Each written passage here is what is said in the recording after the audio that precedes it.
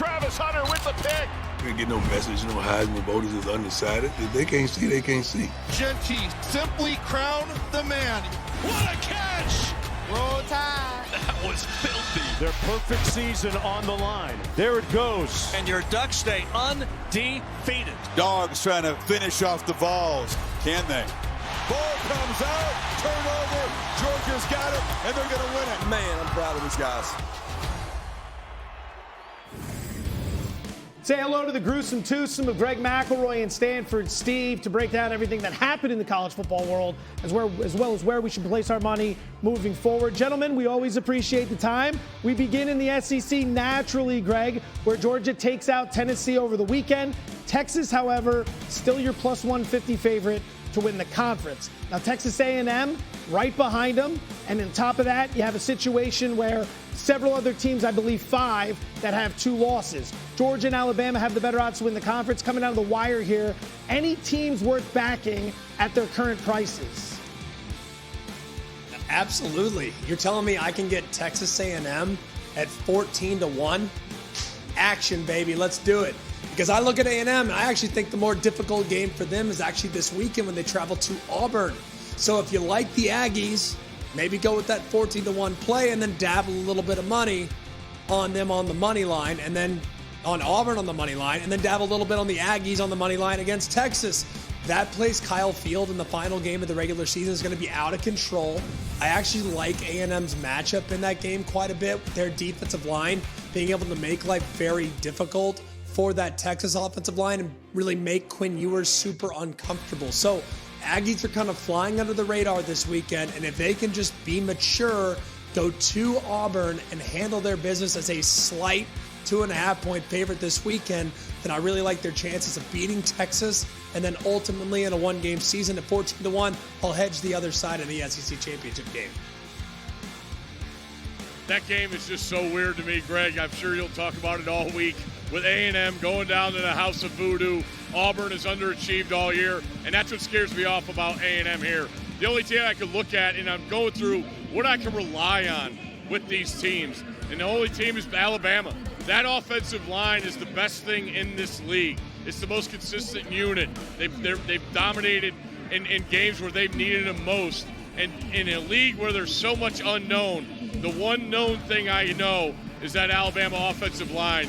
So Bama would be the team for me. Steve, coming right back to you. The Big 12's about to get wild. Colorado, now your odds-on favorite at minus 115. They're followed by BYU and then Arizona State.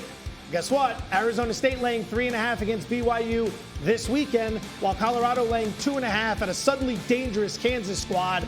Who is worth betting right now to win the conference, if anybody? I would look at Arizona State, just seeing there's a path. They control it. Going back weeks, feels like we do this every week with how crazy this conference was and getting Colorado at a good price. That was the play I made a couple weeks ago. I'm rooting for that. But now they go into the tricky spot. They have to play Kansas. It's been a thorn in team's side the last couple weeks. So it's fascinating to see who's actually going to even end up playing here in Jerry World for that Big 12 title. But I believe Colorado's the best team right now. If there's any value, it would be Arizona State. Yeah, I like that play. Steve, I cannot lay minus money right now on the Buffaloes. I look at this game this weekend against a Kansas team that, while in record is unimpressive, a 2.5 scares me to death. I wouldn't touch that game with a 10-foot pole, and they lose that when they lose control of their own destiny. How am I getting plus 375 on Arizona State when they are a favorite of 3.5 at home against a BYU team that basically, just on odds alone, is probably not going to get to the Big 12 title game if they lose this weekend. So I can get plus 375 on Arizona State. Yeah, give me that. And then you know what? Because I think we have a chance to have some Big 12 chaos this weekend, give me a little 750 right there, plus 750 on the Cyclones of Iowa State, who are just lying in the weeds. Things are looking okay for them. They've lost and have not looked good in 2 of the last 3 weeks. But I still think there's value there. In the Big 12, everyone's the same. There's not one team that's head and shoulders above everybody else. It's just a bunch of teams that are pretty comparable, And in a given game in which I can get 7.5 to 1, yeah, give me that all day long with Iowa State. So they find their way in. They got a veteran roster.